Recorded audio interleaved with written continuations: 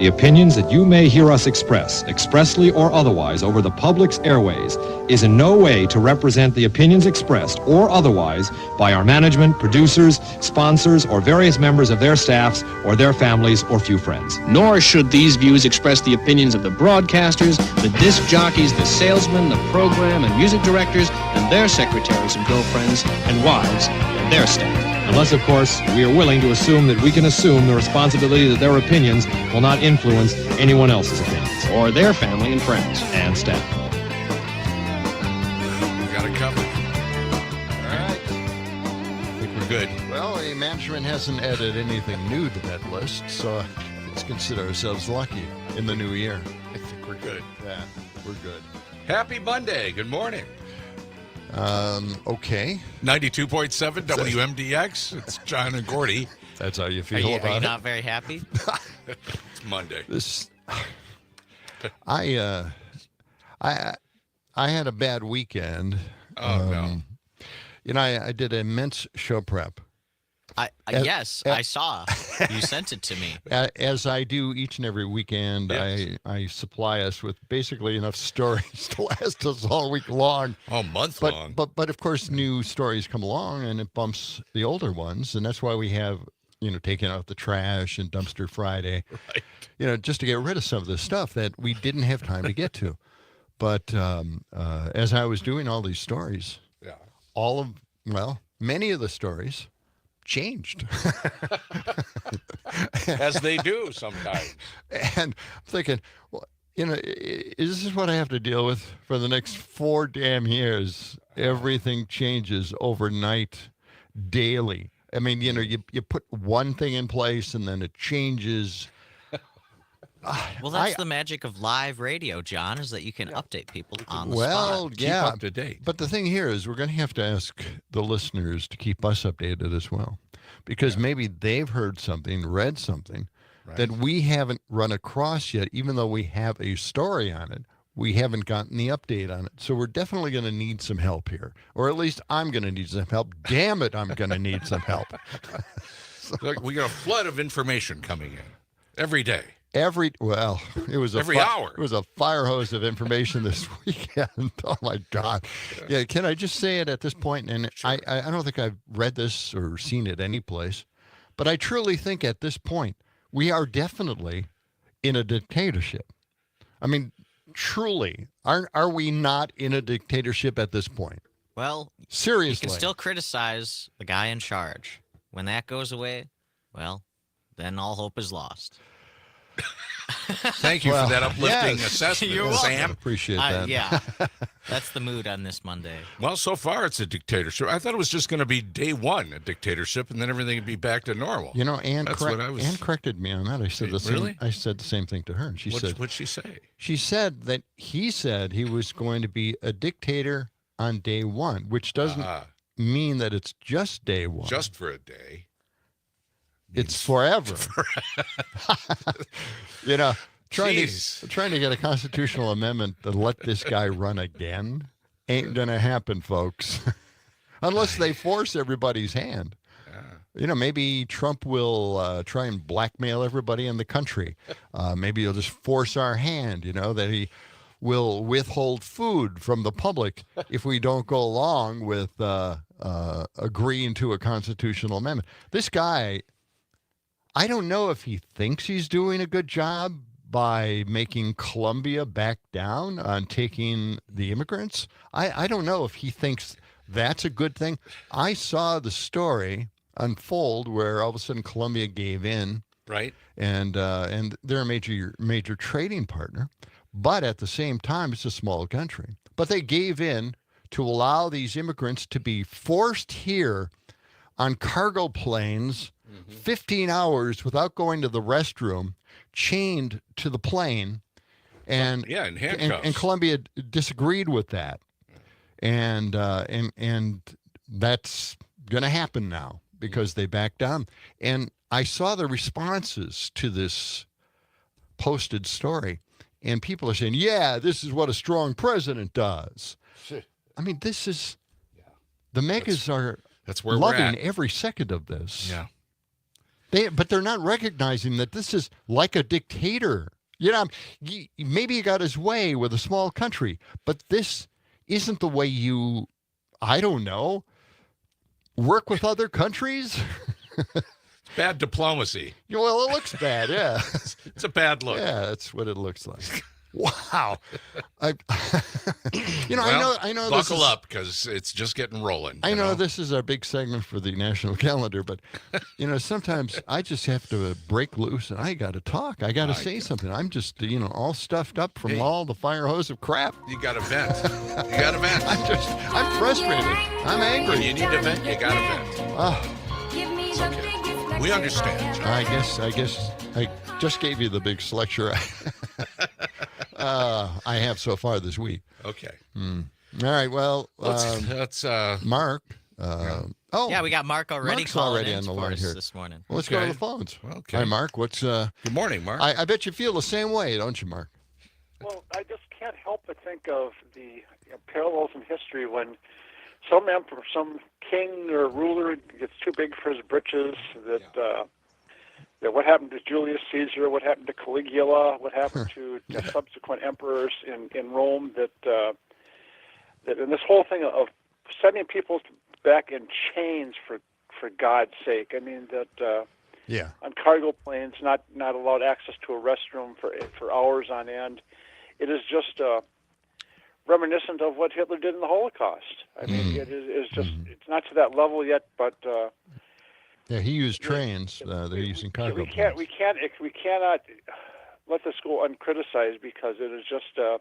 I mean, Jesse Waters was talking about before this happened when Trump was just during the election that. Jesse Waters was talking about looking forward to seeing people in cattle cars and that kind of thing. What kind of twisted SOBs are these people? I mean, it's just is that their Viagra these days? I mean, it is just. Well, it's not recognizing that a person is acting like a dictator, like an authoritarian. Mm-hmm. This is just. Beings, for God's sake. Yes, they're human beings. Yes. And for that, and isn't Judge Cannon down there in Florida? I mean, she's a Venezuelan immigrant. I mean, she was not born in this country. What does she think when she's seeing people from these countries going shipped off like this, treated like animals and just shipped off? Is she really comfortable with that, or they're recognizing the fact that that somebody could say, well, you made a mistake on your, she displeases Trump and. He says, well, you made a mistake in your immigration papers way back then, so we're deporting you as well. Mm-hmm. Not that that's going to happen, but I mean that.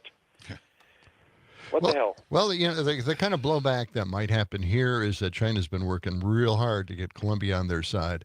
And I think this is one way that other countries are going to have a way in to be a trading partner eventually.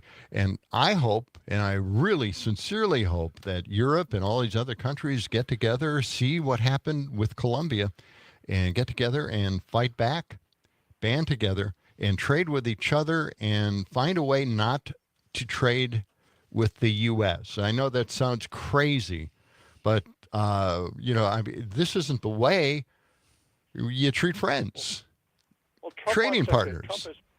Trump is actually proposing, we just fund everything with tariffs and do away with taxes. Well, that's one way for the rich not to pay taxes at all, for God's sake.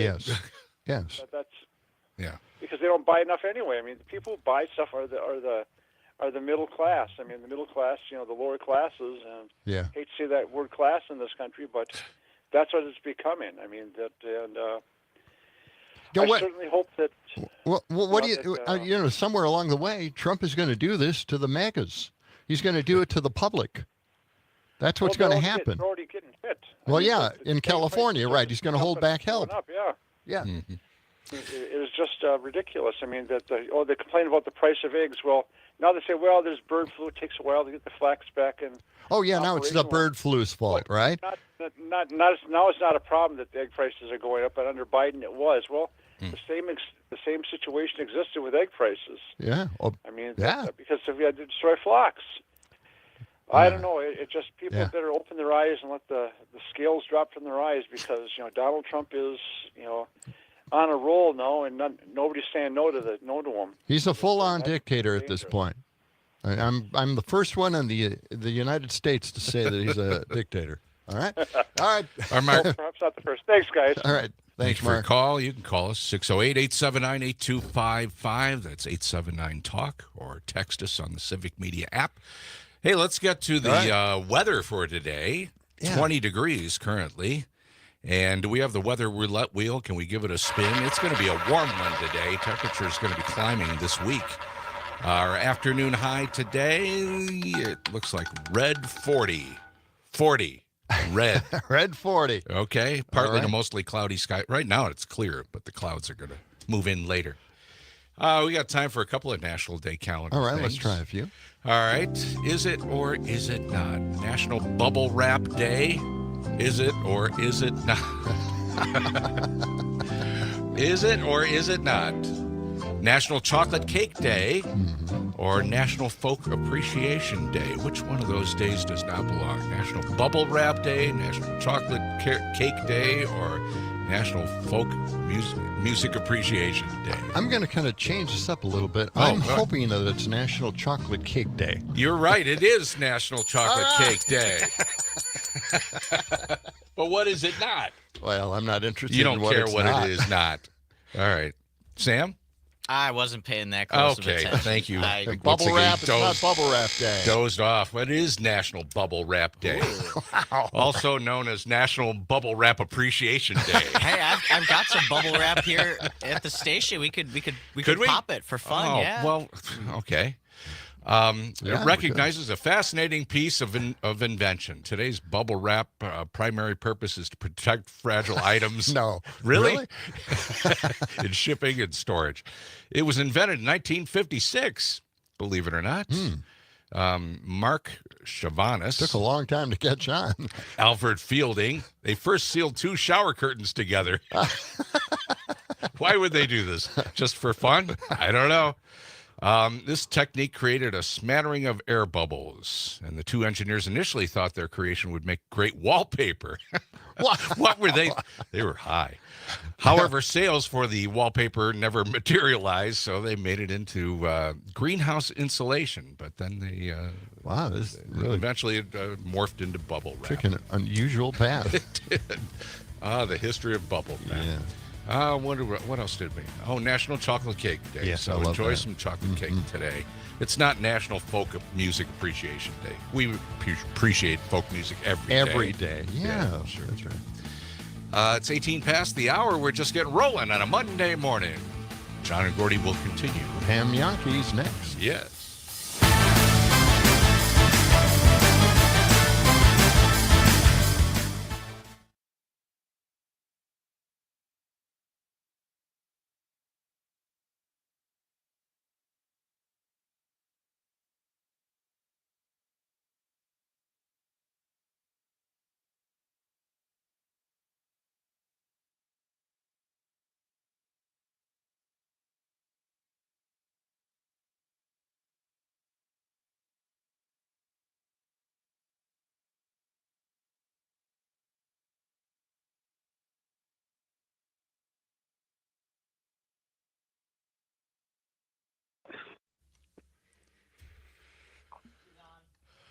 Okay.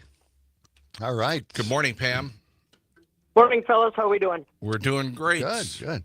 Be back in a minute here. I was looking at your website, and there was a story about dairy policy with the new administration. Do they have any kind of policy yet? No. Okay. Okay. All right. Then I won't ask that one. Well, we're going to talk about weird weather and the farm dog. All right. Yeah. Let's get to that. Like lack of snow being the weird weather. Here, anyhow. Here. Yeah. Yeah, here, down here. Well, that's true. Mm-hmm. Okay. How much time, Sam? 50-ish seconds, 45. Okay. Okay. Where are you calling us from, Pam? Are you up in Green Bay? I'm on the west side of Madison Oh. Okay. today. You're all over the map all week. Oh, man. Where's your little TV booth? Is that in Midwest? Or is it Yeah. okay, inside there? Okay. All right. Here we go. 10 seconds.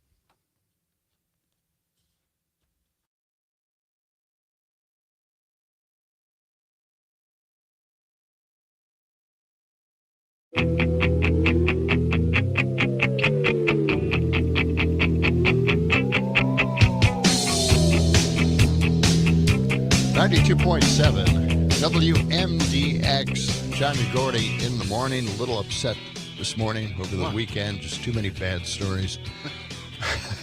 Well, here's something to brighten your day. Yes, what is that? We have Pam Yonke on the phone this morning. Fantastic. All right. Good morning, Pam. Oh, that's a pretty wide gauntlet to have to carry already on a Monday. Thanks for Yes. Well, you're going to have to brighten our day. Well, I want to brighten your day a little bit. I know you're a big Packer fan, aren't you? And did you hear about the story, the woman in the stands trying to push the Bears back into the field because they were trying to do the Lambeau leap? Are you familiar with that story? I have not. No, I haven't seen that story. I knew there was some kind of commotion, but honestly, I wasn't paying attention. It's a big story. Channel CBS 58 in Milwaukee had a long story on this thing. First they asked, who is this woman? Because they had just photos. And then somebody identified her, and she became a sensation on the internet. And she was pushing these Bear players away from her mom because they were doing the Lambeau leap in her lap. And she wasn't happy about that, and she was pushing back, and they have film of it. and she is she's so wonderfully typical Packer fan. You know, it was just heartwarming as heck, and very, very nice woman. Yeah, very young lady. Yeah. Gone viral. That's good. You don't want to jostle mom's beer if they walk it in there. Oh, that's true. That's it. That's probably she's protecting the beer. Oh, that's so Packerish. Yes. All right. Yeah. Well, Pam, let's talk about the lack of snow, at least around here. I know they've had snow up north. How is that affecting farmers for the upcoming spring? Mm-hmm. You know, less intrigued about what we're living with right now because I always go on the assumption that it will change. I just need to give it a couple minutes. What I'm more intrigued with is getting all the stories from my buddies farther south that are completely unprepared for snow of any type, let alone measurable snow.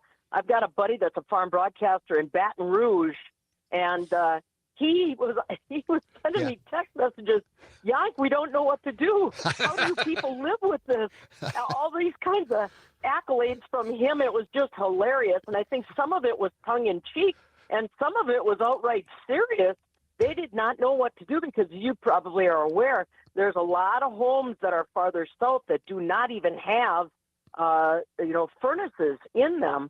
So when you get this kind of a surprise like they had with the weather, and even some of our snowbirds that have gone down there were sending me updates that they woke up to temperatures that were in the low 40s on, I think it was Saturday or Sunday, they said.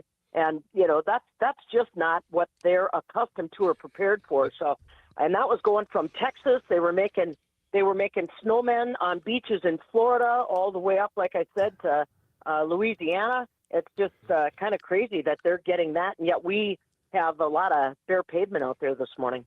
Yeah. What is the fluid that cheese is processed in? What? Whey you're talking, or whey. brine? Well, yeah, the rind. So are you talking that brine we talked about last week? That's right. We should send some rind down there. Brine down there. Yeah, right? That'd be fine. That could be a little good present from the north. I think they just as soon have hat, gloves, and heavier jackets. What happens when it heats back up, though, and that cheese brine just starts to smell up the roads? Well, then they know what it's like up here in North Country. Well, that's great stuff. Yeah. Pam, I know you got a story about the farm dog of the year. I want to find out about that. I didn't even know there was a competition. Yeah, I love it. It's something the American Farm Bureau Federation started a couple years back because, let's face it, for a lot of us farm kids, your life was not complete unless there was a dog bouncing around next to you. Absolutely. And that's the case for a lot of people across the United States. And so what the Farm Bureau does is they have people submit entries of their farm dog of the year. And this year it went to a dog actually in Florida. And what a whopper. Holy crow. This guy is 6 years old. He's a guard dog. He's built like a Great Pyrenees, a big dog, but he's got kind of a St. Bernard look, but he's black and white. I think they call him Markhami. That's the breed.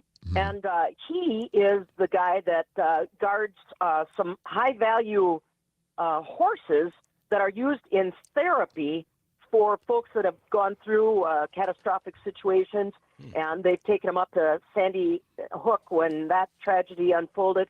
So these are valuable animals, and the family said that they do a great job. They're just like having an alarm clock, a Ring doorbell or something like that. They're always on the job. So that dog, Sirius was his name. He picked up the accolades from the American Farm Bureau Federation, and they also had People's Choice Pup. And that one was a dog named Daisy, which looks to me like a pit bull mastiff cross. Yikes. She was a rescue herself. Yeah, I know it. She was a rescue herself, and now she's on a farm in Kentucky, and she actually saved her farmer. Her farmer fell down away from, the farmstead and didn't have a cell phone or anything like that. So the dog went berserk until somebody came to find his farmer. So that's the story on Daisy, the People's Choice Pup. You can find pictures and stories and that online at fb.org, fbfarmbureau.org, if you want to follow up. Kind of cool story to start you off on a Monday. I'd love to see it. Yeah. I thought maybe they'd be more like herding dogs that we'd have up north, or mostly on the farms they would have herding dogs, right? Yep, they usually are a lot of border collies that get submitted, Australian healers. But, the average mutt is pretty welcome on a farm if they, don't trip you up too much going out to the barn or anything like that. But, it was, I like it, and I'm going to be doing a story. I haven't scheduled it yet, where I'm going to visit with the gal that's in charge of Farm Dog, PHARM Dog, and they are all about trying to help people. I want to say repurpose, but that's kind of a lousy phrase for it. But kind of finding homes for dogs and then giving them purpose, helping them to find homes where they can help farmers in a lot of different ways. Those farmers that may have physical challenges and need somebody to go out and get cows or something like that. So it's kind of a cool organization. I'll tell you more about that one when I get the details later this week. Love to hear it. All right. Great. Pam, thank you so much. You have a great day. All right. You too. All right. Take care. It's Pam Yockey, Midwest Farm Report. So, Brian. That's Brian. It. Okay. Yeah. Okay. We're coming back with Idiocracy around the corner on John and Gordy.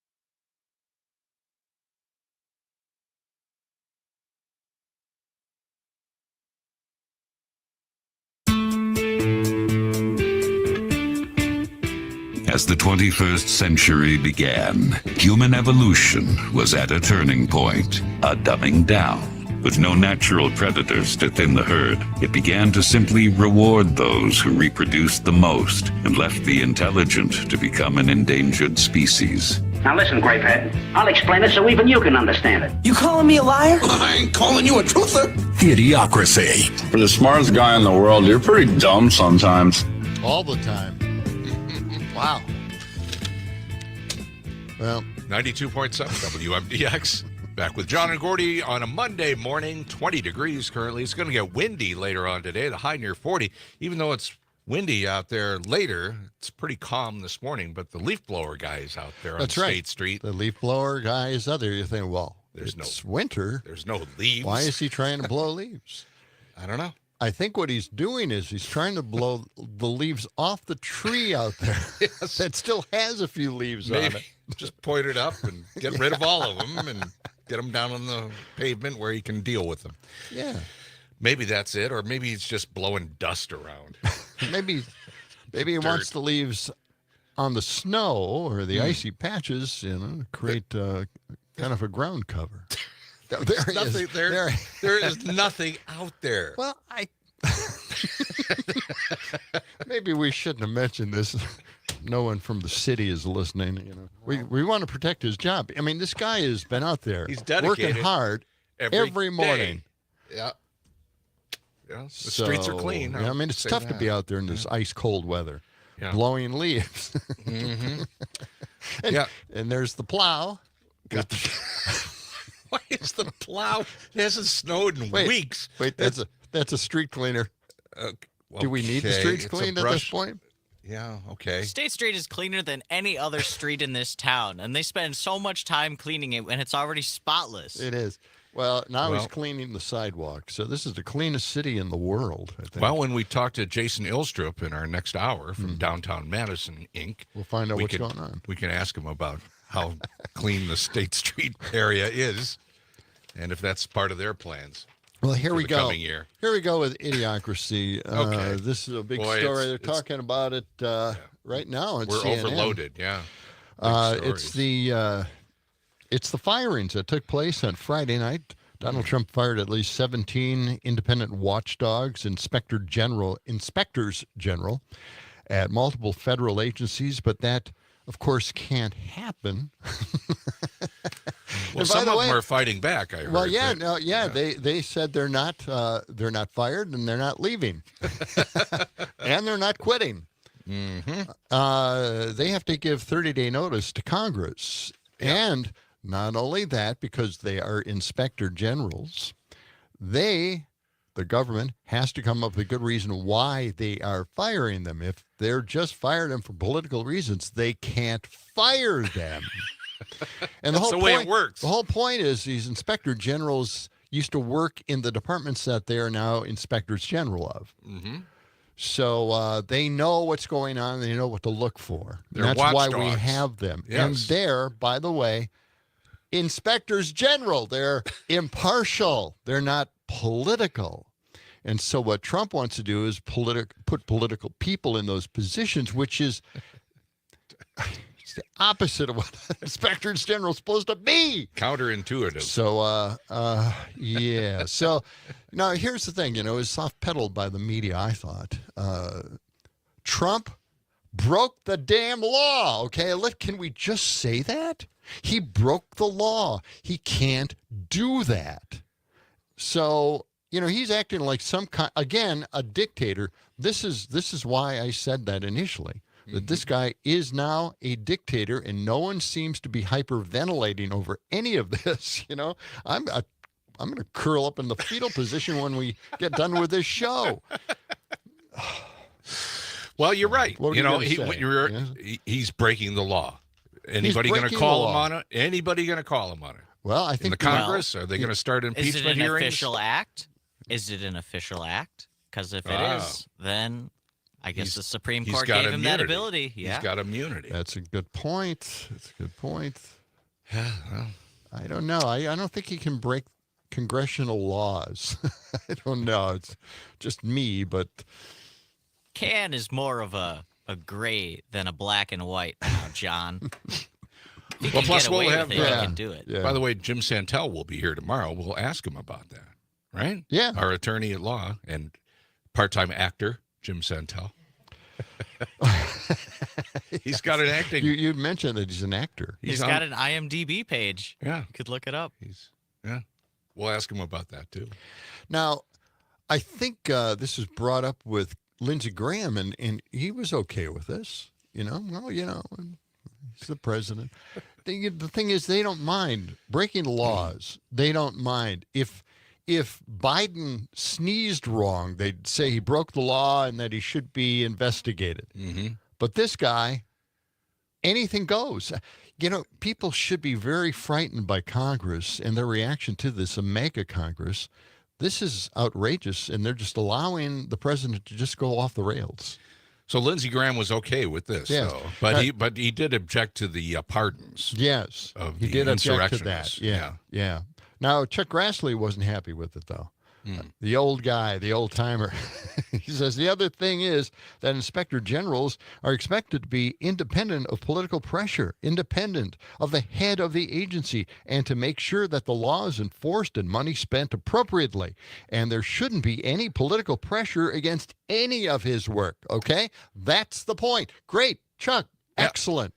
He'll fold. He'll change his mind. He'll buckle. Go along with everybody else on this. Yeah. So this is going to be a big challenge, and the biggest challenge for them is to come up with an actual reason why they want to fire these people. And it's not going to go over well, and it's not going to happen. I'm predicting that it's not going to happen. They're not going to be able to get rid of these people. That's it. That's your prediction right here. That's my prediction. Write that down, Yep. Sam. It's an official act and position. Can't call me on it. Okay. Now, we've got this peacetime president. He said that the world is going to be peaceful and there won't be any wars at all, but he is out there promoting any kind of conflict he could possibly get into and possible war with NATO partners, by the way. So this is an interesting part of that. In 2024, Mike Johnson pushed a bill through that automatically registers men 18 to 26 for military service. Automatically? Yeah, they did that last year in secret. No one knows it happened. Conscription. You're up. You're going to be called up to be in the Army. Oh, great. Trump's Army. Great. My God. You didn't even know that. Sit up late at night listening to the radio for my draft lottery number like you did. Yes, that's right. Boy, that was an exciting time for me. Yeah, same here. Well, I don't know. They're just asking why was this so important for Mike Johnson to pass this when we were electing a peacetime president. Was it a part of like a collection of bills where it just kind of slipped through and no one paid attention it probably to it? was. It doesn't say how it slipped through, but it is that. Well, I don't have a physical draft card to burn anymore in protest. But boy, will I be They protesting. got your number anyway. Yeah. Don't worry about it. Yeah, I've got two sons within that age range. And we kind of joked about it maybe a month or two ago, being a part of an army that Trump would put together to fight other nations, take Greenland. Of course, there's no one in Greenland to really fight. But you would have to go against the NATO partners. Denmark. Well, everybody in NATO. Oh, wait, would that's band true, together and fight us. I think we already have a military base in Greenland somewhere. We do. So we're all set.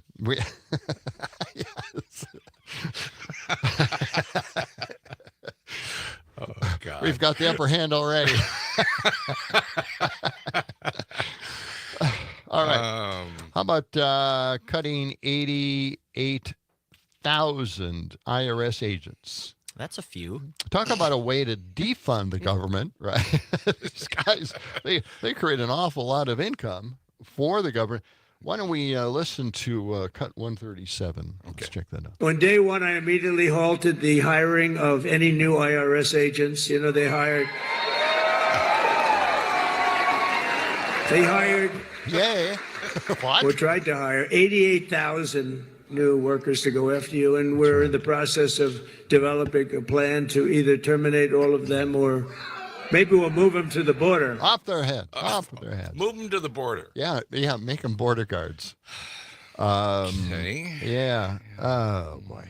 So, He's got something about the IRS, doesn't he? Still hasn't released his taxes, right? yeah. And there's some even though facts. he was ordered to. There's some facts behind these IRS agents. For every dollar spent on enforcement, the IRS typically collects between $4 and $7 in revenue. It will improve tax compliance and bring an estimated $390 billion in revenue just for 1 year. That sounds like a good investment to me. Yeah. Yeah. What the hell, right? But you know who it protects? You know what protects? What? The big businesses, the billionaires, of the big course. corporate CEOs. This is who it protects because they're the ones that are going to be threatened by these audits. You know, they used to audit poor people all the time. That's who they focused on. It was an easy audit. They got rarely any challenges on it. Now they're going after the wealthy, and that's why they're against putting these 88,000 new IRS agents in place to collect all this money and, you know, get them to pay what they have to pay. All right? So idiocracy continues here on the show. Yes, it does. Do we have time for one more? I think so. All right. Make it fairly quick. Let's go to the inspectors general. Okay, not the inspectors general. Let's go to Denmark. Let's like talk to go about to it. Denmark. Me too. Yeah. We talked about it a little bit here. The Republicans are, against Trump on this. New 5 current and former senior European officials briefed on the call said Trump's phone conversation with Denmark's prime minister. Yes. About his intent to take over Greenland had gone very badly, the Financial Times reports. It was horrendous, said one of the people. Another added, he was very firm. He was a cold shoulder. Before, it was hard to take him seriously on this. Now, he's definitely going to probably threaten Denmark with major tariffs. And just like he did with Colombia, and see what their reaction is going to be. And I don't think it's going to be the same reaction as Colombia in this case. Colombia, poor country, needs trade. I don't think Denmark's going to worry about this too much. Except is IKEA? IKEA? I'm not sure. Denmark? Is that Denmark? Switzerland or Sweden? I think one of those two. Okay. One of the Norwegian countries. Anyway, we won't have to worry too much about it. But yeah, this is going to be a big deal. Denmark's in NATO, isn't it? It is. Yeah, it's a NATO country. Yeah, of course. So, so I think China and Russia couldn't be happier with this situation, right? I mean, they can make friends now, right? Sure. Well, friends are good. We want them to have friends, right? This portion of the John and Gordy Morning Show, by the way, is brought to you by our friends at Verlo Mattress. You can sleep better. You can dream bigger on a handcrafted Verlo mattress. Check them out on Madison's east side or west side, or go online at verlo.com. Ask about their lifetime guarantee. When are we going to get Maddie the mattress in here, Sam? Have you reached out to the Verlo people? Have we talked to them lately? Well, Come on. What's the situation? We want to get them we in got to here. find out. I don't know. Maybe we should just go down to Does that work their on radio, mattress though? showroom after the show today. A talking mattress? Will anybody know it's a talking mattress? What does bring a them mattress, in here what and does ask a them mattress about sound like? We want to find out. We want to get Maddie the mattress in here. Okay. We're coming right back with more of John and Gordy. Taking your phone calls, 608-879-8255, or text us on your Civic Media app.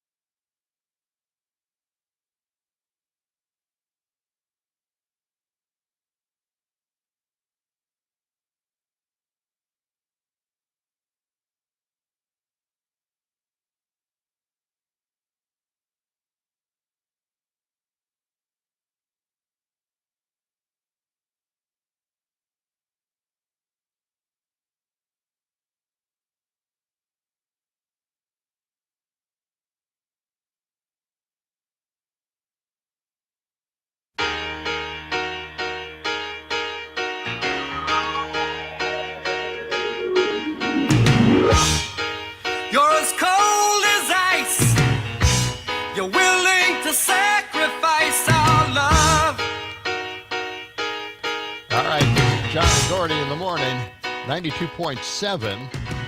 And we're going to talk about ice right now. Cold as ice. It's 20 degrees currently, high near 40 today. And are we hearing a little static here? What's happening? Is that my mic? Is that your mic or is that my mic too? It is. How about Sam's mic? Mike? Is it happening to me? It is. What's going on? There's a ghost in the machine still. There was one here on Friday, and I guess it stayed the weekend. Really? What? How? Are we okay now? No, it's... Can you hear that? Was this the problem over the weekend? Was this... What do you mean? You said there was a ghost in the machine over the weekend. Well, we couldn't get the lights to turn on, remember? Oh, that.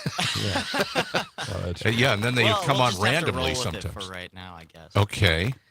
All right. Well, this is disconcerting, but Well, I don't know. I'm kind of used to it. Used to be on an AM station once. And it reminds us of our AM days. Yeah. This is what I heard over the air. Yeah. Well, let's get into the ice thing, okay? Because very unusual thing happened. You know, the border czar has focused on Chicago because, you know, it's a liberal city. It's got a liberal mayor, right? Right. And that's why, and a liberal governor is going after. Pritzker, yeah. They're going after everybody in Chicago. And there was a problem, though, and I think it's outrageous and intolerable. I don't know why anybody puts up with this, but they're going after children in elementary schools. Well, yeah, they have the freedom to do that. They apparently. can go into schools and churches. Remember, they schools and churches. that ability. Okay, this is crazy. Wow. What? Okay. Well, we'll just have to carry on. All right. Okay. Okay. This is MSNBC's Katie Tour, and they're talking about an ICE situation in an elementary school. Let's check this out in Chicago. What cut number we 138? There we go. Okay. According to Chicago public school leaders, ICE agents showed up at Hamline Elementary School this morning. The staff there say they followed their established protocols and kept the agents from entering the school. According to our NBC News Chicago affiliate, the agents did not detain anyone and left the premises shortly after. NBC News has reached out to ICE officials and has not yet heard back. Joining us now, Pedro Martinez, Chief Executive Officer for the Chicago Public Schools. If it's a federal law that they're executing, say Donald Trump saying that people who are not here legally cannot be here legally, explain to me the law here. How can federal or how can public school officials say no to letting ICE in? Yeah, so we have both state laws and city ordinances, and they're very clear also with our policies, which is for an individual to be able to either ask for information or to even talk to our students or staff. Not only do they have to have the proper credentials, but they also have to have a valid judicial order, court order. And because, again, we don't want our team to have to worry about what's a valid order and what isn't, we have 3 dedicated lawyers from our legal team that are on call to review any order to make sure that it's valid, and they will directly talk to the individuals.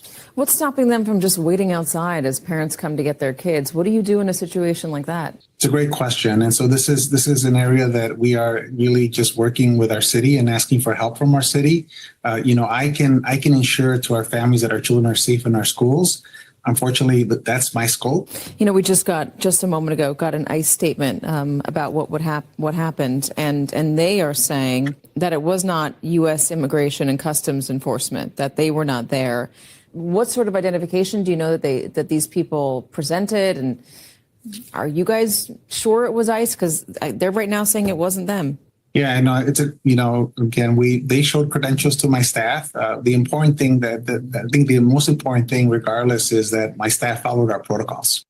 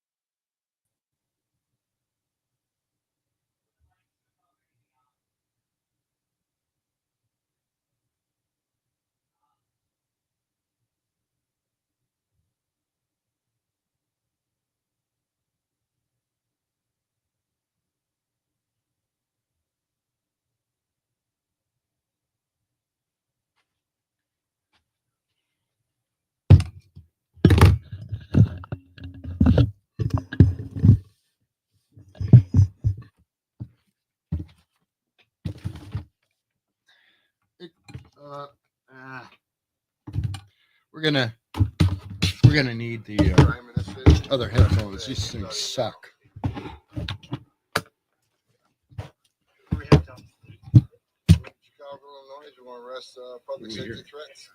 We might have to keep them for now. We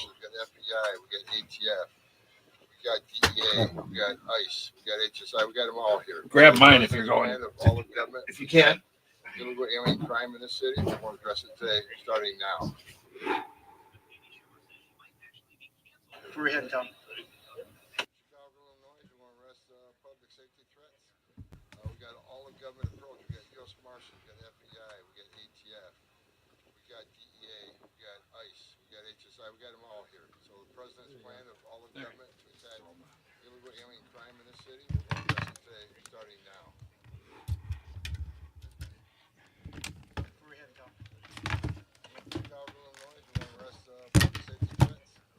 We got all of government approach. We got U.S. Marshals, we got FBI, we got ATF, we got DEA. What are we hearing? Oh, this. Is that on your laptop? Illegal alien crime in this city.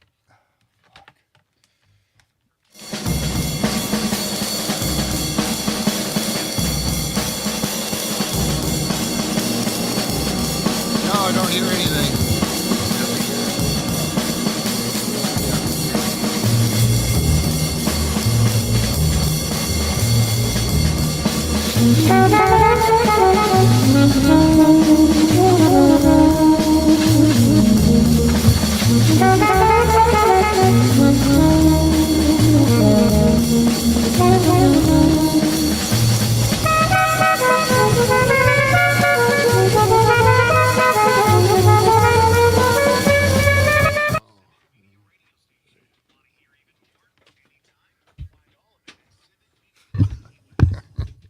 Yeah, baby. I'm listening to check. Hello? Turn me up. Hello? I'm not hearing anything. What? Wrong mic? Oh.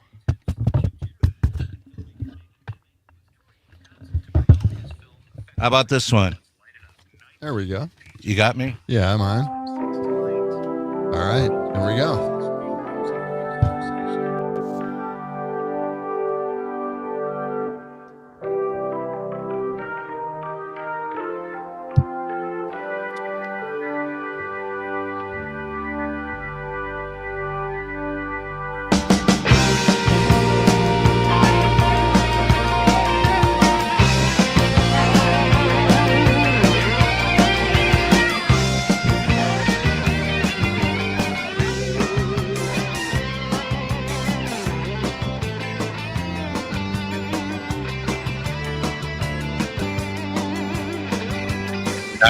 .7.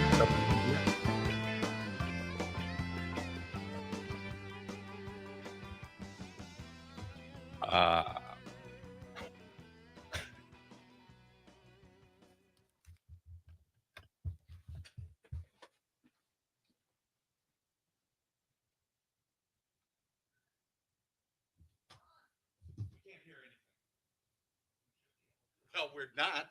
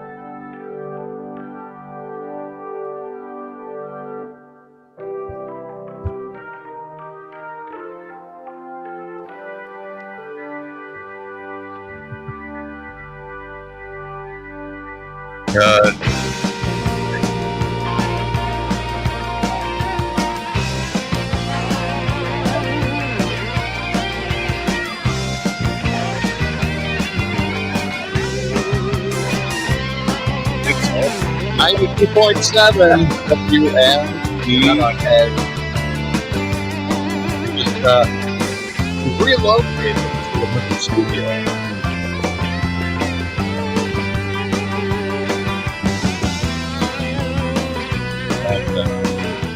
We have actually the topic of the day, the big story. Big story? Up. Yeah. Yep. We got the big story. We've relocated to a different studio here. Yeah. During our little production studio that we put in. Unplanned break. But okay, we will carry on. Yes.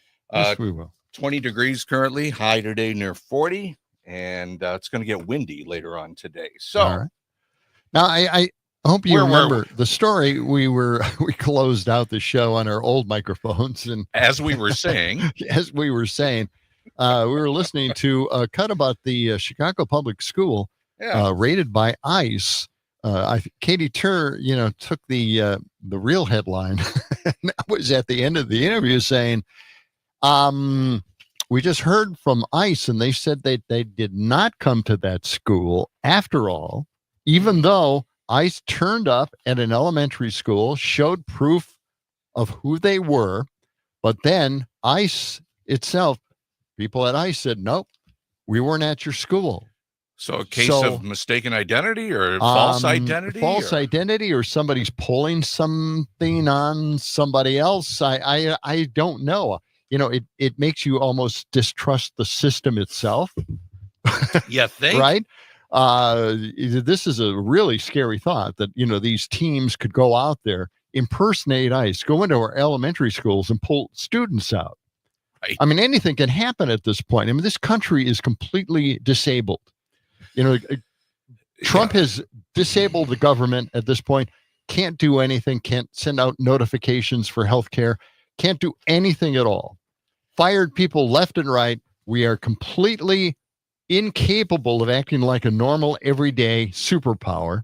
And of course, now they're sending, ICE agents out. Maybe they're ICE agents out to elementary schools to clear students out. Right. This is incredible. This is MSNBC, Katie Tur.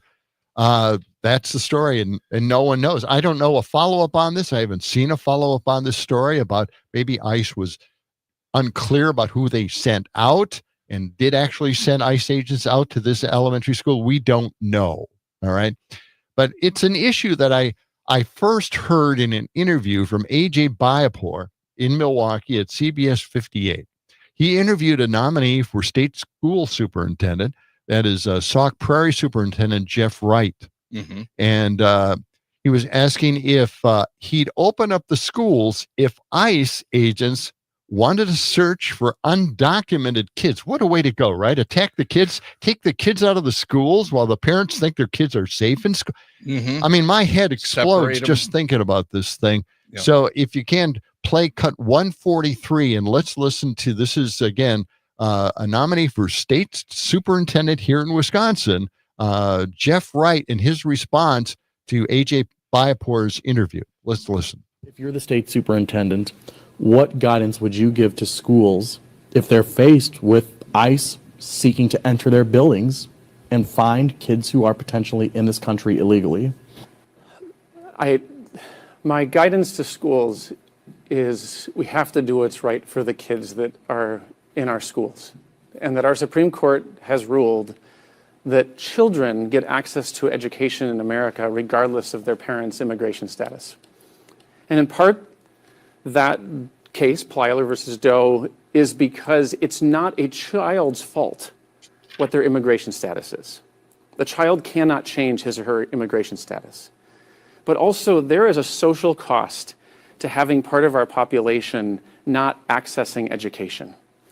And that if we're going to make sure that long-term our communities are successful, we need to make sure that all of our children get access to a quality, free education. And so it is our Supreme Court mandated responsibility to welcome children into our schools no matter their immigration status. And schools should then not cooperate with ICE? I cannot imagine having a child taken from their parents while they trusted that child to be in a kindergarten classroom. You think? And so I do not think it's an appropriate place for families to be torn apart because their child was sent to school to learn as a kindergartner, which is what their right is to do based on what our Supreme Court precedent has said. That's right. So they have to be there. They can be there. There's no illegal reason why they shouldn't be in the schools. I mean, and here he is. He's saying, well, I'm basically not going to let ICE in the schools. I think that's what he was saying here. It'd be tough not to do that. According to ICE, yes, they're going in anyway, no matter what you say. But going after the children is just shocking, absolutely shocking to me. I just can't, my head can't wrap around this idea. Exactly. Why would they be going to schools and talking in elementary school? My God, kindergarten. It's absolutely out of bounds. It shouldn't be a part of this at all. Yeah. To start all this deportation, day one, just, let's send in the troops. Let's, secure the border. Let's start rousting people up and putting them on planes. And this is what's happening. I mean, here's the fallout. Going into kids' schools and, just marching in and traumatizing these scaring kids the hell out of them for damn life and taking them away. Unbelievable. I mean, this is their own government. This will impress them for a long period of time. And this is just as unsettling in Newark, New Jersey. Officials demanded answers after ICE raided a business there. Let's check out 139 here. Let's listen to this. Local officials, Andrea, are outraged. The mayor calling what happened here in Newark yesterday, quote, unconstitutional, saying that ICE agents arrived at the local business without a warrant. During that press conference, we've also just heard from Amy Torres, who represents an immigrants' rights organization that responded to reports of the raid. She says members of her organization arrived just as the ICE agents were leaving, and she recounted what her organization heard in terms of what happened during the raid. Take a listen. ICE walked in like it was their empire's own conquered land. They were heavily armed. There was no prior announcement.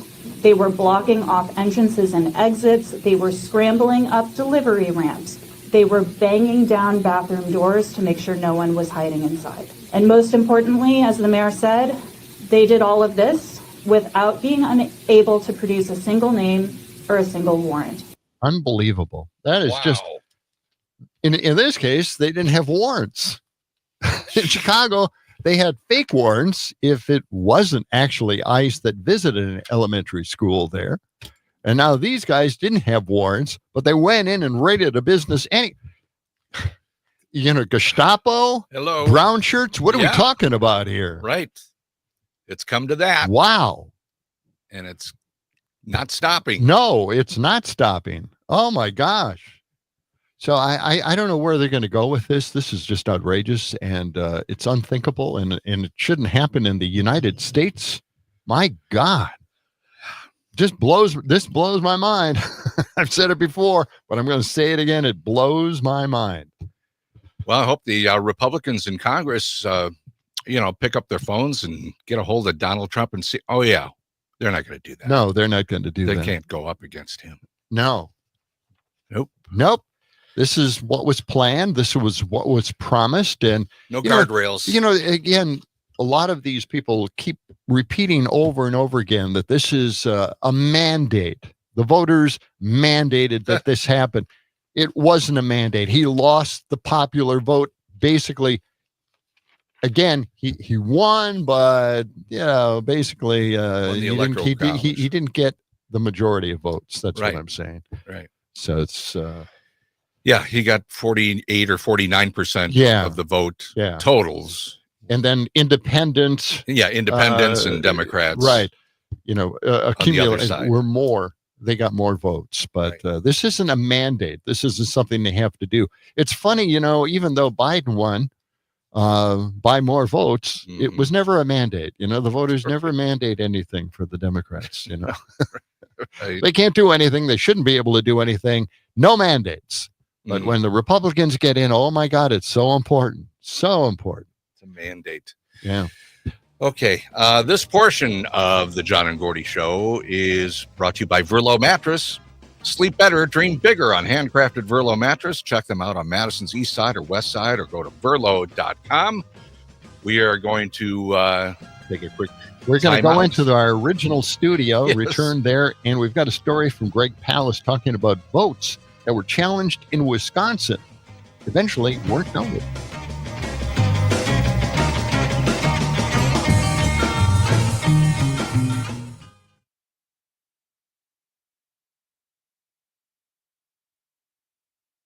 So I think it's, yes, this is working.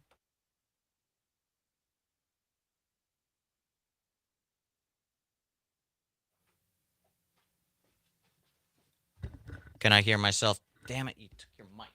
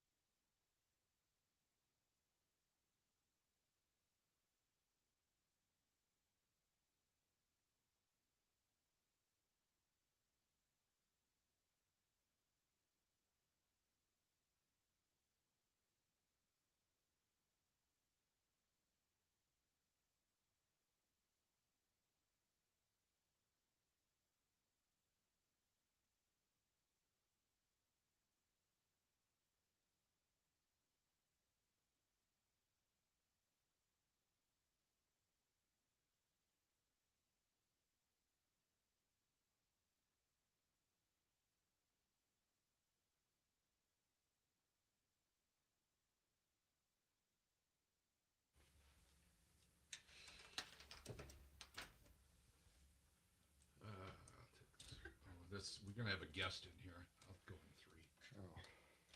That's all right. Hopefully it's going to work.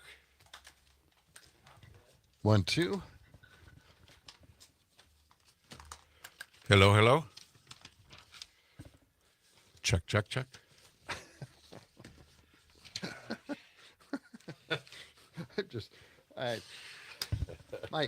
My kids, they leave these impressions in my head, and I think about what they say, and I'm thinking, what are they doing? What are they doing?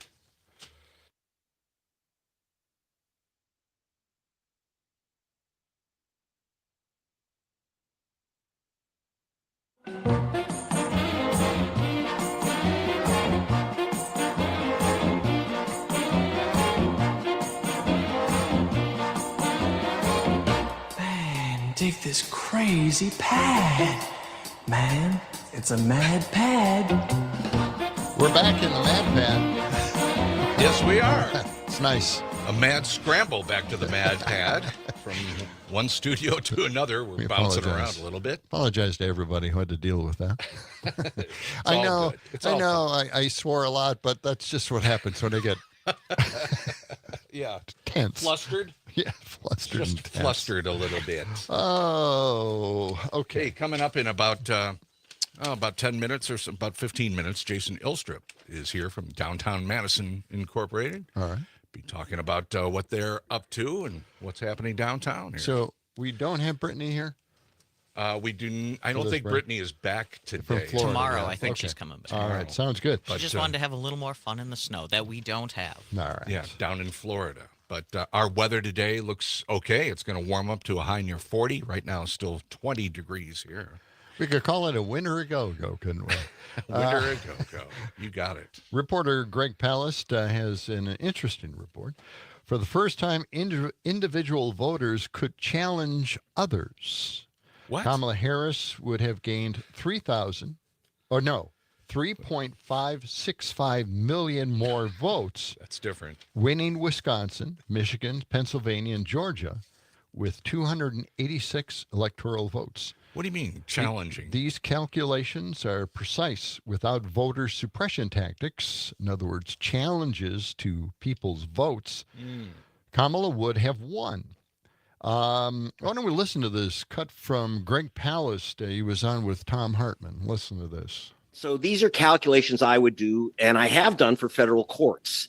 So we had, are you ready for this? According to the Elections Assistance Commission, the official numbers, we had 4 million 706 voters purged from the voter rolls wrongly.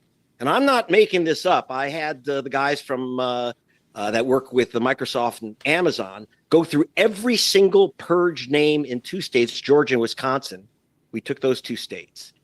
And we found, for example, in Georgia, that 198,000 voters, we actually have their names and addresses were wrongly removed from the voter rolls. And you'll be shocked, overwhelmingly, voters of color. And in Wisconsin, almost every voter removed by the purge was either a black voter in Milwaukee or a student in Madison. Wow. We had this brand new business this year.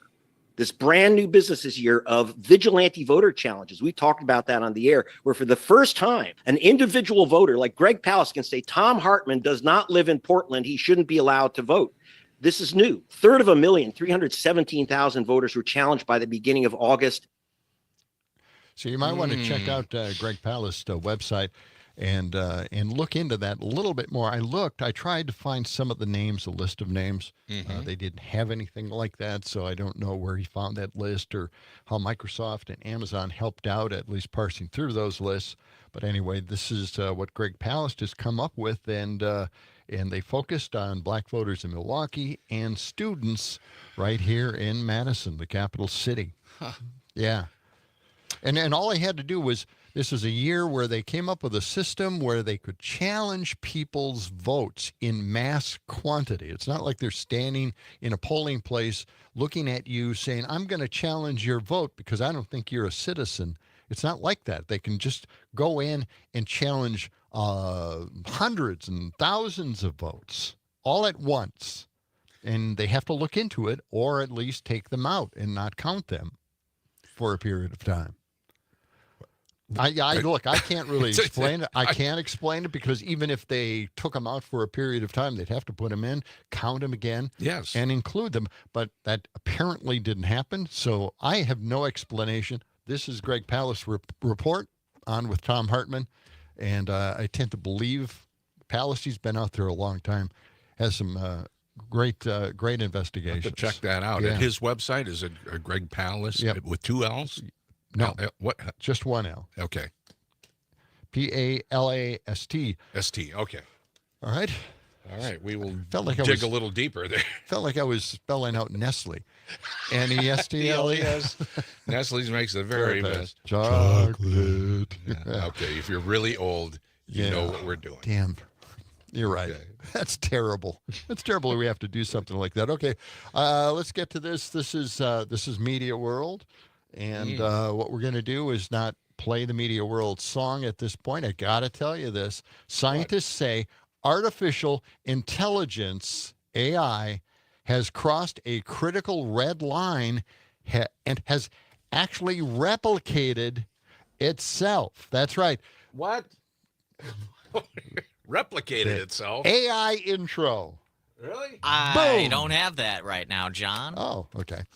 I was with the scramble. I didn't okay, no, that's know fine. That's fine. In a new study, researchers from China said successful self-replication under no human assistance is the essential step for AI to outsmart humans and is an early signal for rogue AIs.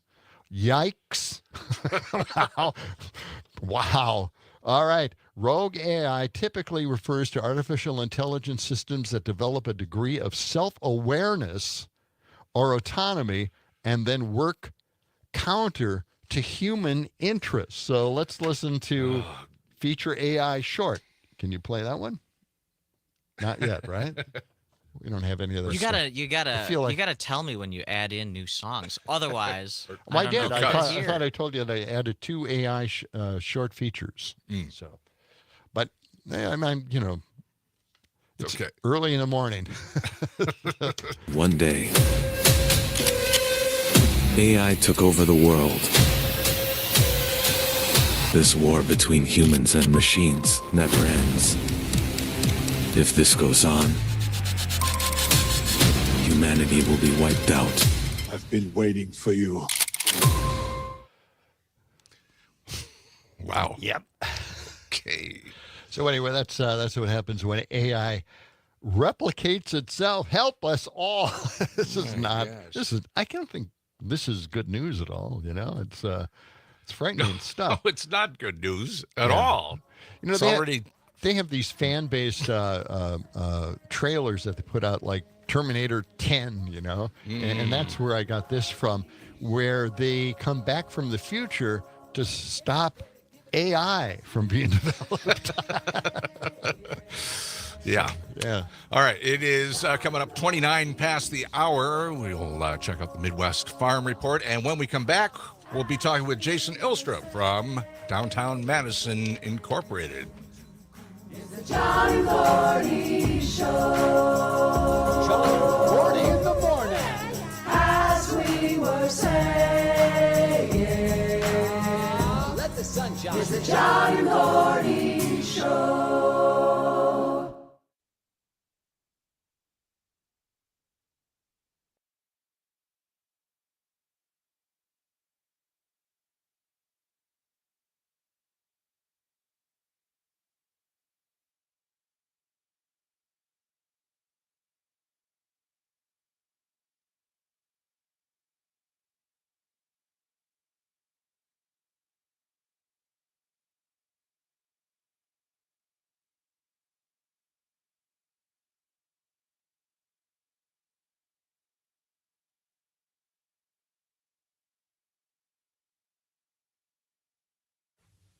Okay. Testing 1, 2. Can you hear yourself okay? Very great. Too loud, too soft? Okay. Sounds good. All right. Now we're going to shut them off.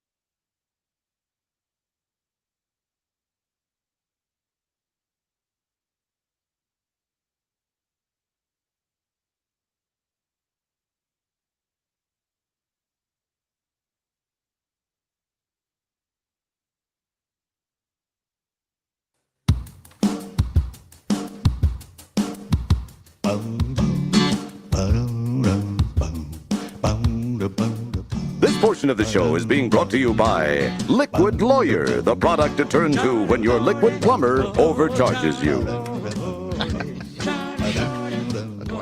Have we ever done that one before? All right.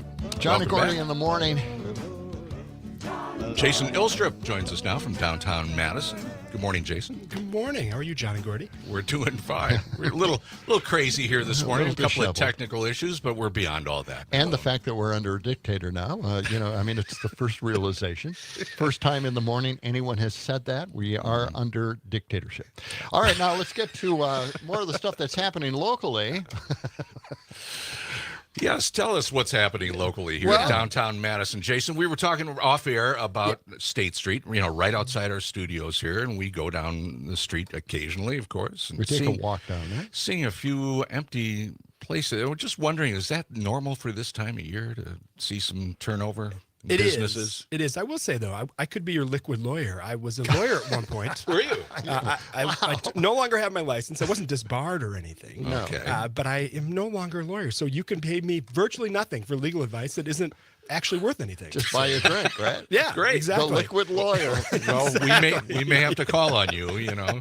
These are trying times.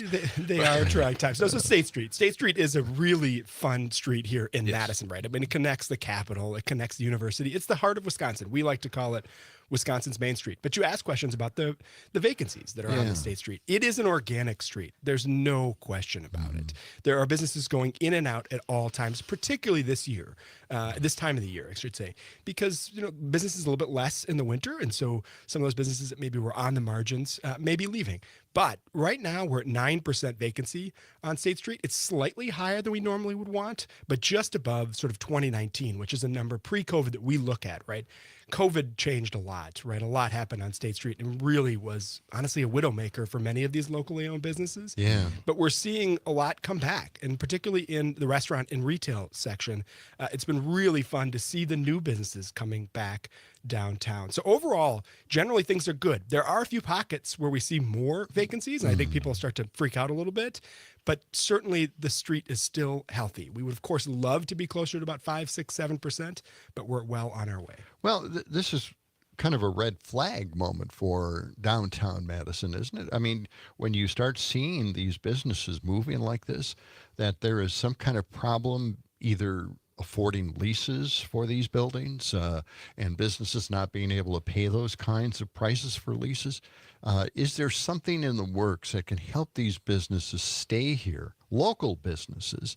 And retail, I believe that's really what you're kind of seeking out, isn't it? Retail businesses, not bars, not liquor licenses, and not more restaurants, but maybe some retail outlets, right? Yeah, retail is the trickiest right now on storefront. There's a couple of national trends that are really changing everything. So Madison is not immune to those. Pre-COVID, 25% of all retail transactions nationwide were going to be online, on e-commerce. Because of COVID and people being at home and using more e-commerce, it's now a third of all retail transactions this year will be online. That's a trillions of dollar difference. And so it is very difficult for retailers anywhere in the country, but particular in Madison. I would actually argue the Madison retailers on State Street are doing pretty well. 80% of the businesses on State Street and the Capitol Square are locally owned. They have good revenues. They saw a good season this year. It was a good holiday season this year. It was a tricky holiday season, though, because Thanksgiving and Christmas were as close as they could possibly be. Yeah. And so those retailers lost a bit of week. So what we do is we try to obviously recruit new retail or anyone to come into these storefronts. But our real goal is to drive people downtown, right? Yeah. We want to get people downtown, get them on the street, whether or not it's for a festival like the night market or Cars on State or whatever that looks like, to get them down here to patronize those local places. Because again, 80%, these are our neighbors that own Anthology, that own August, that own Soap Opera. These are institutions in our city that are owned by our neighbors, and we need to support them. Talking with Jason Ilstrup here from downtown Madison. If you'd like to give us a call, 608-879-8255, or you can text us on the Civic Media app. Jason, I want to ask you about business, the business environment of offices. And Is there a return to the offices from people working at home? How's that going? Well, certainly that has changed significantly since COVID.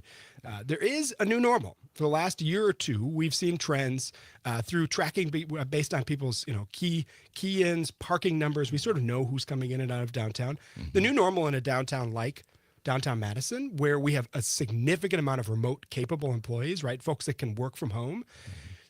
We're seeing they're coming back, but they're coming back 3 days a week. And it's usually Tuesday, Wednesday, Thursday. Monday morning like this, you don't see as many folks. Friday, we see a backfill coming in from tourists that are coming into town even in the winter. But Tuesday, Wednesday, Thursday is almost just like normal. And we've seen that in the vacancy rates. And the vacancy rates right now are at 12%. That's 4 quarters in a row at 12%. That's a little bit higher than we've normally seen in Madison, about 9-10%. But it's about 8 to 9 points better than the national average. The national average is 20 to 21%. So why are we doing well? A couple of reasons. One, we never overbuilt office here in downtown. We have about 4.5 to 5 million square feet. That's the equivalent of the Sears Tower, right? One building in Chicago. Granted, it's a 100-story building, but we just don't have that much. Second, we have natural demand generators, namely the capital, right? So you have associations, you have lobbyists, you have law firms that really, honestly, it's paramount for them to be close to the capital. And then third, there's something called the flight to quality. So we're seeing a lot of new tenants coming in, small tenants, these small companies, these startup companies that are coming downtown because they want to be in quality buildings, like the buildings that are owned by Mullins or ULI or Fiore Company or Hovde.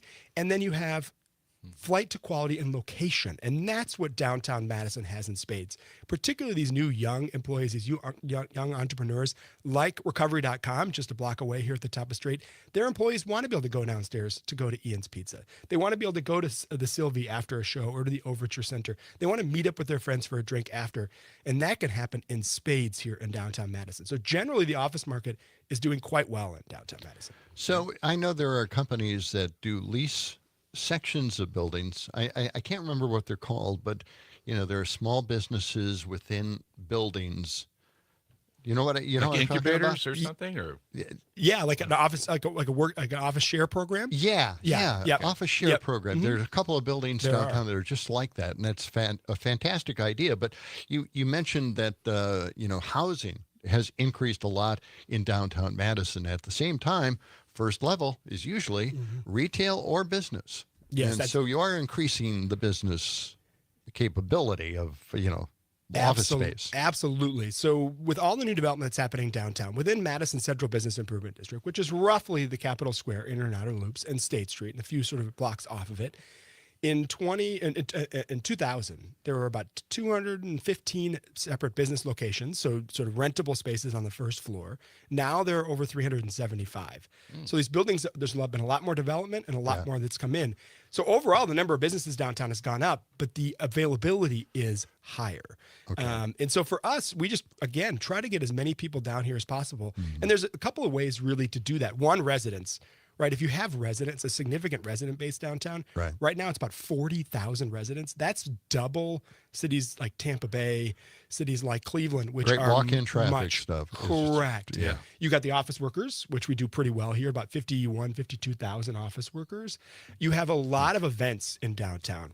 The farmers market on a good Saturday in July gets over 25,000 people that come downtown. Yeah. The top of state, mainly because of farmers market, is the number one used pedestrian intersection in the entire state of Wisconsin. And then last, tourism. Tourism has been up significantly. The team at Destination Madison has done a great job. We got $315 million in economic spending in 2023, and we know that 2024 will come up. That's our goal, is to bring all of these folks, this mix of these different folks. We're not dependent on just residents. We're not dependent on just office workers. We're not dependent on just tourists. If you build that sort of multi-based downtown, it's much more likely to be successful. I got a couple of suggestions, okay? I love it. Absolutely. Get Costco. Is this the liquid lawyer that's answering? Yes. Or is yes? No, get Costco with their 800 tenants above. Perfect. Okay. I'm a member myself. Yes. And one more idea, and I don't know.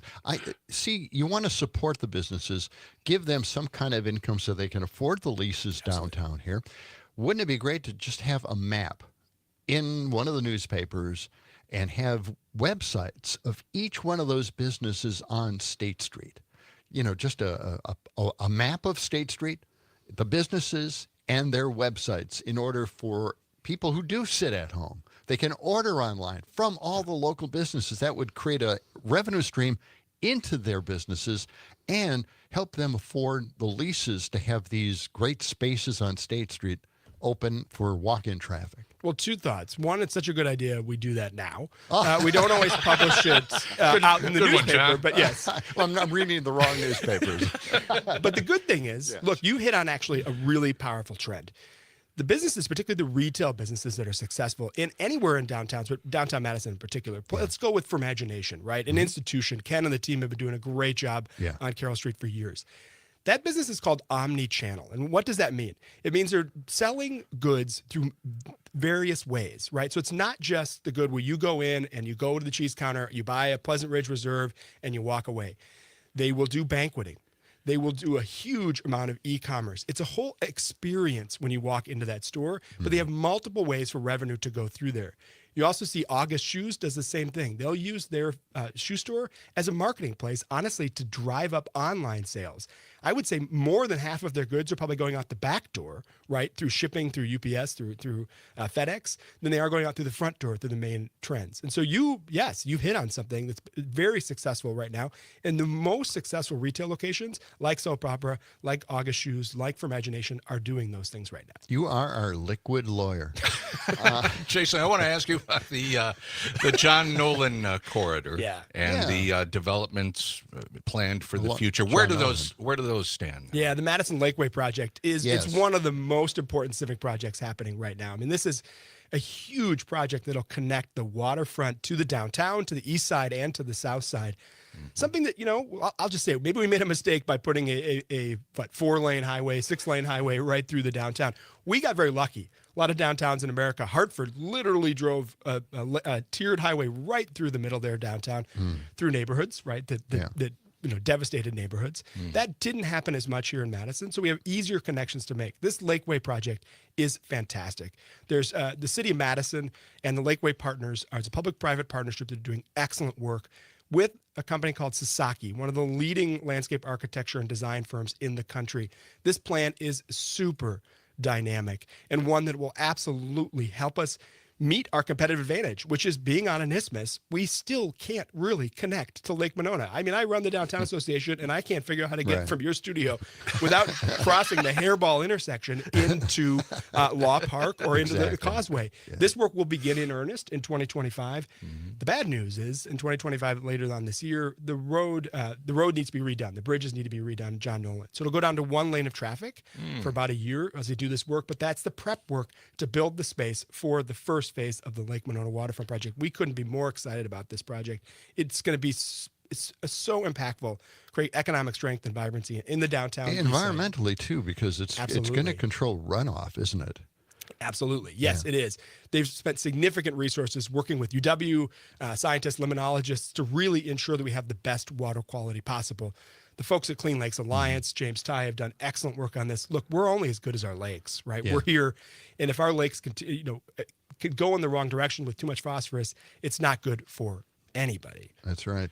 Just a minute or so left here. We're going to talk about as you were coming in, we were chatting off air about the 9,000 housing units coming downtown.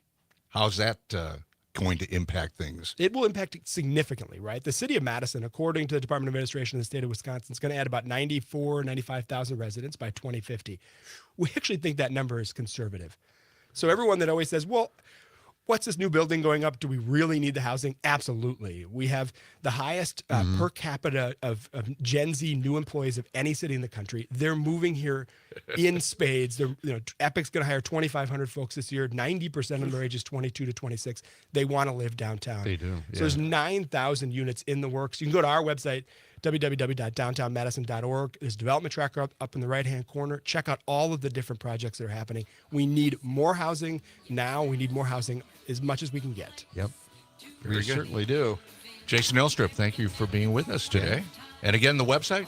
www.downtownmadison.org. Thank you, John. Thank you. Yeah.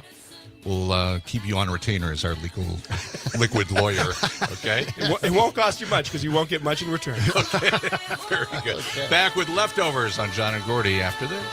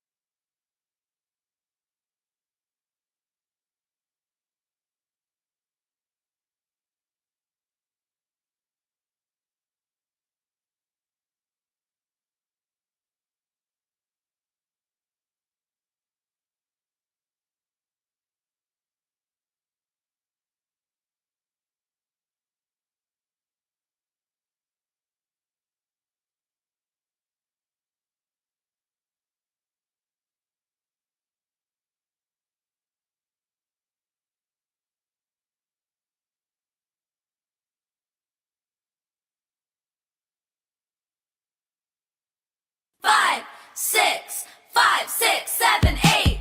Terrific if you like eating leftovers. Leftovers. Leftovers? I kept the leftovers. They're leftovers! Just some leftovers. Leftovers for a week and a half. He ate those leftovers. Funeral leftovers. Leftovers. Enjoy. Sometimes leftovers are the best part of the meal. Right? Okay, listen to this. Well, hang on just a moment, Well, John, listen. because I have something to say. Yeah? What? What do you got there? That's all the stuff we didn't get to. It's an encyclopedia. It sounded of like leftovers. sounded like a bad tape edit there. Had a few of those myself. That happens. This portion of the John and Gordy Morning Show is brought to you by our friends at Verlo Mattress and Maddie the Mattress. Sleep better, dream bigger on a handcrafted Verlo mattress. Check them out on Madison's east side or west side, or go to verlo.com. Be sure to ask about their lifetime comfort guarantee. And ask him about Maddie the Mattress and when he's going to appear on John and Gordy. Or she. Or Never whatever. know. Okay. Over to you, John Peters. All right. Well, we have Elon Musk in the news again. What? Following that salute that he famously made twice in a row, he went on a little broadcast to the Germans. Oh, that's right. He was talking to the Yeah. German Nazi Party, right? Yeah. And that's true. It's absolutely it's true. a right-wing group. That's what they do. And they are right. They are even further right than the right-wing group that has challenged the German hierarchy there. But anyway, Musk's surprise speech comes less than a week after he was accused of the Sieg Heil style salute. Now I'm reading that verbatim. This is how the media treats this stuff, right? Making a Sieg Heil style salute. Hey, it rhymes. Style? I'm style. sitting there. I'm thinking style. Style. What? No, what it is was that? a salute. It was Second City TV a long time ago. They used to have a bit where they'd say, "Well, that was very Sieg Heil-ish," or like Sieg Heil like. Adding that style and like doesn't really work. I mean, it was a Sieg Heil salute, and we know it is now. After the speech, we really definitely know it is. And I do have a cut 144. Cue that up. Projected. Get this, projected onto a massive screen at the campaign event for right-wing political party Alternative für Deutschland, the AfD. Musk told supporters on Saturday it's okay to be proud to be German. Let's listen to this here. I'm very excited for the AfD, and I think you are really the best hope for Germany. I think some things that something I think that is just very important is that people take pride in Germany and being German. This is very important. It's okay to be proud to be German. This is a very important principle, and it's okay. It's good to be proud of German culture, German values, and not to lose that. No. In some sort of multiculturalism that dilutes everything. A Sieg I think Heil too here much of a focus on past guilt, and we need to move beyond that.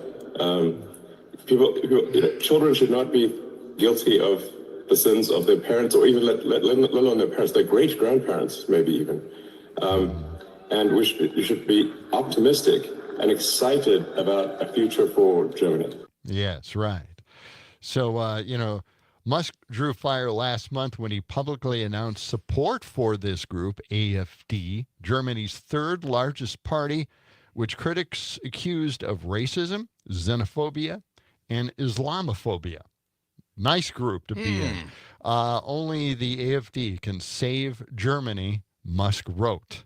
So, yeah. Got a text here from Mark who says, like the Blues Brothers, I hate Illinois Nazis and all Nazis. There you Nazis go. and the Blues Brothers. Yeah. Yep. All right. Well, let's take a look here of what Trump has done so far. Okay. Well, we got a couple of minutes. Okay. Trump. Well, that's right. Can we get it all in? I need a day. Yeah. Trump's Justice Department asked the Supreme Court to freeze 4 pending cases implicating the Environment or student debt as the new administration considers reversing the regulatory decisions underlying those lawsuits. Trump blocked global aid recipients from telling patients about abortion, a move that could weaken reproductive health worldwide. Trump signed an order to limit women's access to contraception and abortion, repealing Biden-era policies that encourage federal agencies to support and expand the availability of such services. I don't know, did anybody hear about that one? Trump announces plans for the U.S. to put stars and stripes on the planet Mars. You've probably heard that one. I had not heard that one. Yeah. Really? Yes. Well, Can't wait Space for that. Force is on it. the crazy over-the-top pastor who gave the benediction at Trump's inaugural, remember you seen that video? Yeah. Well, he launched his own meme coin. These are grifters, man. We should launch a John and Gordy coin, shouldn't we? we? Yeah, why not? Everyone else is doing it. Could Why do that. not? We could Sure. we'll workshop that. Okay. The State Department has suspended processing passport applications seeking the gender marker of X and will only process and issue passports for people identifying as male or female and will no longer issue U.S. passports with the X marker. They said that guidance regarding previous issued X sex markers passports is forthcoming. But here's the thing. My son told me this. He said, you know what? They can't apply for new passports because they had the old passport with the X gender marker on it, and they're not recognizing that. So they're kind of stuck. In other words, they're stuck. They're prisoners of their own country. They can't leave the country. They can't change their passport. And get out of the country. Okay. They're stuck here. All right. There'll be a lot more They're tomorrow prisoners. when we talk to Jim Santel, our attorney. He's We'll going ask him to- about this. Yes, we're going to go over a lot with him. Stephanie Miller is next. That's it for us. Have a great day. John Gordy Show.